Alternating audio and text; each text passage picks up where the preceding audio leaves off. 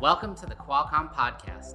From 5G and AI to XR and IoT, Qualcomm is creating the newest technologies to transform lives and industries across the globe.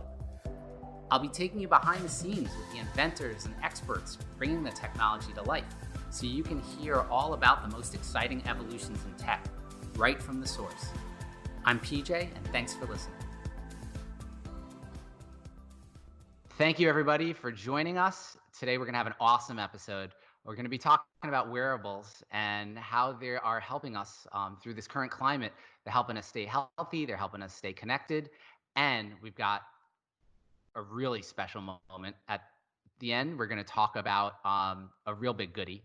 It's a new platform. We're going to tell you all about it. It's the Qualcomm Snapdragon Wear 4100 Plus. We have Matthew Dehamer. He's product marketing for Wearables at Qualcomm.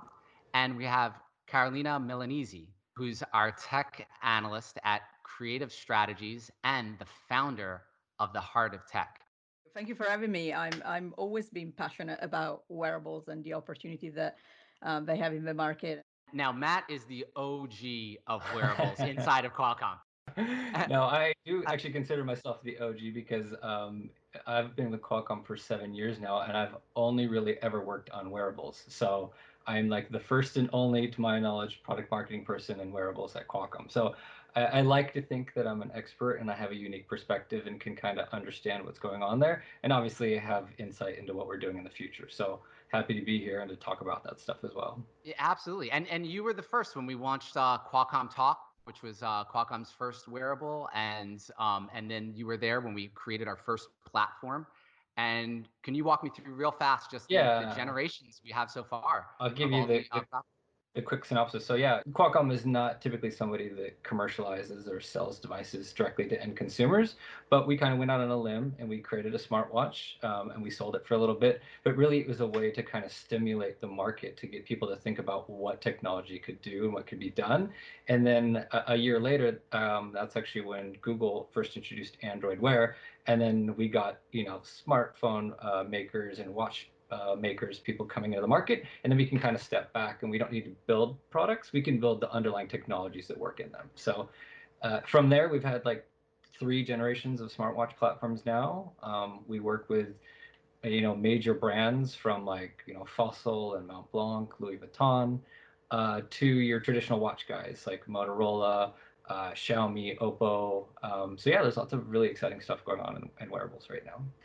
That's awesome. But hey, we thought about wearables in one way before the pandemic began, and now I think Carolina, I think wearables are being looked at as something we can use as a tool to monitor and help keep people healthy.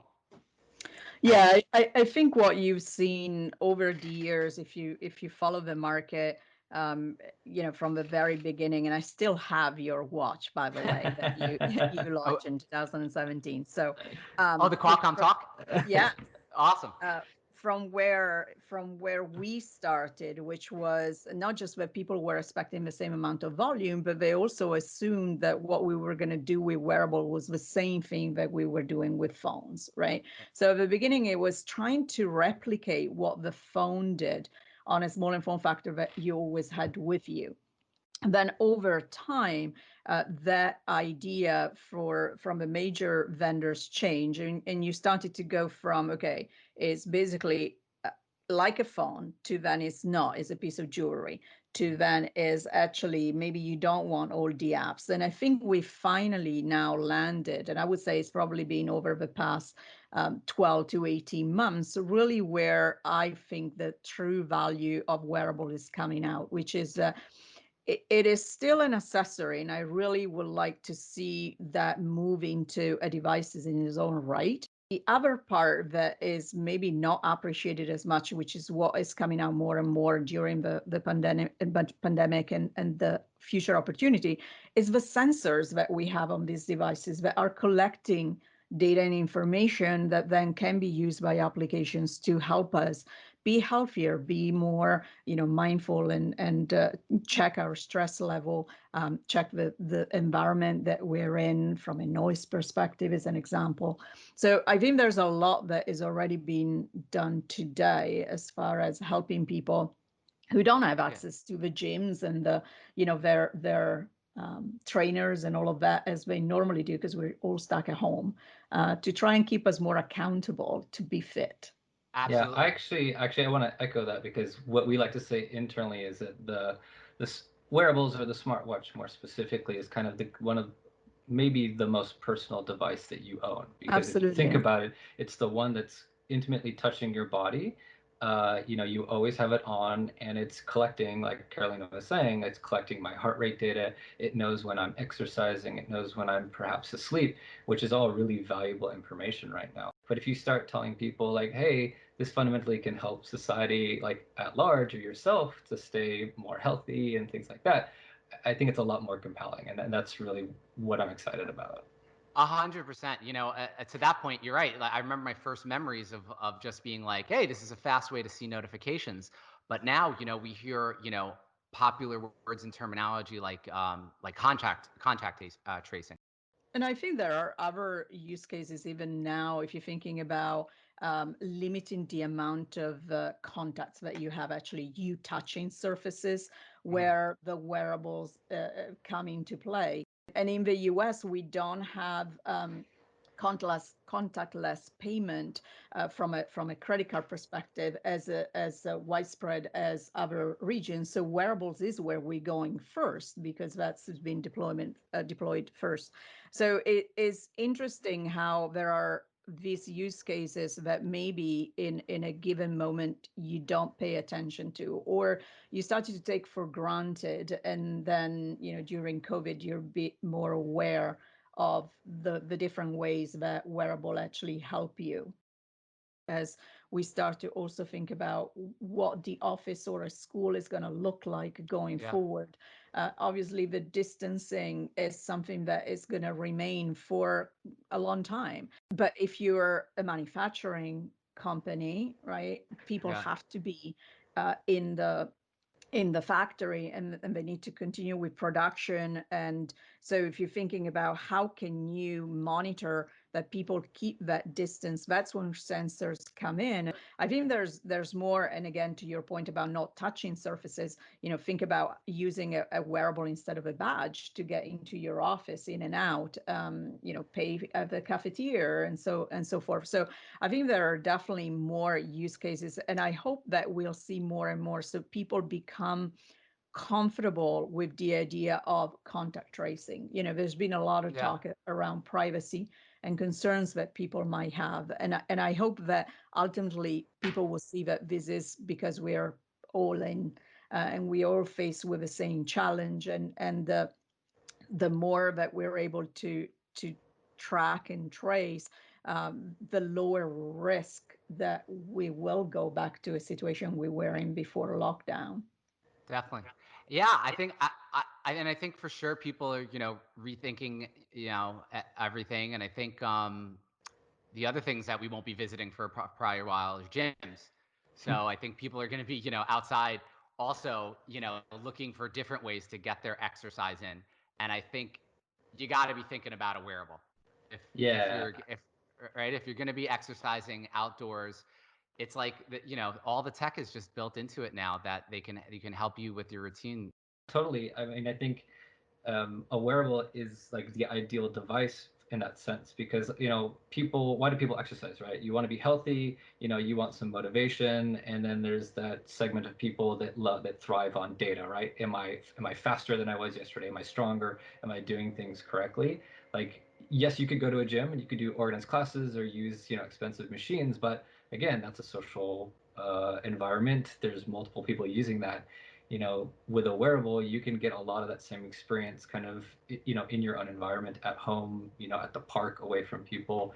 And you've kind of got like a personal trainer on your wrist with a wearable. It's all built in. You have all the sensors. There's GPS, so you know how far you've gone, your heart rate, your recovery time, and it's not just running, it's swimming, biking, yoga, mountain climbing, rollerblading. It's like the wearables now can track, you know, all sorts of exercises. Absolutely. Yeah, I've been using Google Fit on my wearable to track my stationary bike riding, and it's just awesome the way it does the heart rate monitoring, and even when I take like a walk, it's great to just have that log of information because it challenges you and it also motivates you.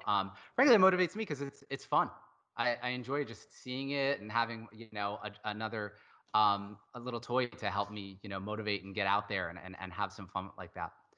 But Yeah, I think what has been also interesting, aside from the workout part of it, yeah. is really how companies have been pushing more to use data to really paint a wellness picture of Mhm. yourself, right? And Yeah, so exactly. for me, something else that I mostly because I want to know that the way I feel and the way I look is as bad as the poor night of sleep that I had. So No, tracking no. sleeping, something that I do on a regular basis, and being able to see, how deep my sleep was, how many times I woke up, and so forth. Something else that I think is also important, especially under the current circumstances and the stress, the mental stress that we have, it is really being more mindful of, it's not just about going out and running, but taking breaks. And we've been spending so much time sitting at a desk, in a Zoom call or a Teams call, being able to get up and take a break and breathe. And I think Important. overall I love the change in attitude generally from let's count your steps to actually no, is more complex than this. And the wearable allows you to take in, to Matt's point, all the data that you need to have a better picture of how healthy you are. And it's so interesting how you can also take care of other people's health and how, children and the elderly, there's tons of products that can help stay in touch with them and keep an eye on them. And Matt, you were explaining to me some of these products that are just designed specifically just for children to help communicate with Yeah, them. And it's interesting. There's a growing trend of smartwatches for children. I'd say, right now with schools closed and the children home, perhaps maybe not as important of an impulse buy for parents. But come September when schools hopefully will start reopening, um, there's a tendency of, well, there's not a tendency. I'm a parent, like I have two small children. Like when they go to school, you want that sense of I still want to be connected. I want to know if something's wrong. I want to know if they're okay. But my children are young. How do I stay connected and communicate with my child without giving them a full phone? And a smartwatch, a connected smartwatch, is a great way to do that because it allows me to, as the parent, limit who they're able to talk to. I can see their location. If there's an emergency, they can push a button and I can be notified of where they are and talk to them. But the interesting thing is, aside from kids, is that is now extending to kind of seniors. So right now, like we're social distance. Like my mom is what you would consider in a high risk category. She's older. She has some underlying health conditions. I'm not supposed to just go over there and hang out with her and check on her. So how do I make sure she's okay? I can give her a wearable. It's designed for a senior. Again, it's strapped on her wrist. If she were to fall or something to happen, she could get in contact with me. well, Yeah, I mean and Matt, I that's think you were showing me the child one in China. What was the name of that one Yeah, device so that has yeah, camera? we work with a company in China, BBK. They're the number one seller of kids watches around the world, specifically in the China region because it's so huge. But they have a 4G connected kids watch that actually has two cameras on it. So the child can It's do mind blowing. two-way video calls with their parents. The watch actually kind of flips up. It's kind of hard to articulate, but if you go to our website, you can see it. But they can actually point the wearable at an object and it will tell them what they're looking at. If they point it at some text, they can do English to Chinese real-time text translation. I That's mean, crazy. like the same kind of underlying processing power that we put in kind of a mid-tier smartphone these days is basically the equivalent of what's in a smartwatch. They're very powerful. And it's incredible everything that both of you have mentioned that's available on the market now. But we also do this podcast so we can give the listeners a taste of what's coming. So drum roll, my favorite part of the show, and that's the new products. Matt, can you please tell us about what's next in wearables from Qualcomm? Yes, so we just announced the Snapdragon Wear 4100 Plus platform. So that's our new kind of flagship platform that you'll see kind of across all wearable categories. That will be luxury devices, that will be everyday sports devices, and that will also be devices for kids and seniors as well. What we want people to is like when you get a wearable, we want your apps to load fast. We want when you're navigating and scrolling through your menus and the whole user experience, you want that to be very fluid. If you are doing something like maybe you're doing a voice call on your wearable, but you're also want to activate your voice assistant, or you're doing GPS directions, but you're also doing some fitness tracking, stuff like that. So we've increased the memory. So there's some pretty significant upgrades that we've done to give people enhanced performance. Matt, we've got this new platform, the 4100 Plus. Any customers yet that you can announce? Yeah, we actually, we have tons of customers and we have lots of exciting things, coming in the pipeline. We talked about BBK a little bit earlier. So BBK will be launching their next generation kids watch in the China market. They're the ones that do amazing things with, cameras, unique form factors, always connected watches for kids. So they've got a really exciting product coming out using the 4100 platform. And then the second company we've announced with is Movoy, who's a smartwatch brand. Actually, they do smartwatches as well as earbuds and other really amazing products. They've announced that their next generation Wear OS smartwatch will be using the Snapdragon Wear 4100 platform, and that will be a connected watch as well. So that's more targeted for adults. Where BBK will address the kind of kids market. Movoy will be your Wear OS smartwatch for adults. I always love to see a platform continue to evolve and providing a better user experience. At the end of the day, that's where my passion sits, is really what consumers and users are going to get out of it. So that it sounds silly, but the amount of colors that now the platform can support is not just about making beautiful devices. These things are on our wrist. We want them to be looking good, right? Yeah, it's part of what we do. But it's also about allowing brands to make them unique and representative of the brand image that they have. So it's not just like the more colors, the better. There's really, right. A real impact on the device. Definitely. To be able to see and feel the brand, you need this Absolutely. larger color palette. And it's part of, frankly, just the human experience. And at the same time, a way for the user to express themselves, right? Because as you pick your bands that a lot of people spend money and care of, and they change them. I have my bands match my nail polish. You also want to have different faces depending on what you're doing. If you're working out, or if it's the weekend versus the week when you maybe want to keep an eye on your calendar. So there's so much finesse that can go into that experience. 100%. These aren't cold pieces of steel. These are personal items that you want to express you. And to your point, I've got tons of cases for my smartphones. I have different bands for my smartwatch. This is life. We have to have fun, and it's beautiful. Well, all right. Thank both of you, Carolina and Matt. Carolina, we'll check out your site, Creative Strategies, and the Heart of Tech, and we'll look for your work there.